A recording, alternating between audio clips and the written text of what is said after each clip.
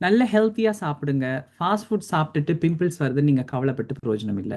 Fast ஃபுட்ல இருக்கக்கூடிய ரசாயனம் பிம்பிள்ஸ் வரதான் வைக்கும். ஸ்கின் இரிட்டேஷன் வரதான் செய்யும். நீங்க நல்ல சாப்பாடு, ஆரோக்கியமான சாப்பாடு சாப்பிடணும். கண்டிப்பா உங்களுக்கு பிடிச்சிருந்தா இடையில இடையில அப்பைக்கப்ப ஒரு சீட் டே மாதிரி யூஸ் பண்ணி ஃபாஸ்ட் ஃபுட் சாப்பிடுங்க.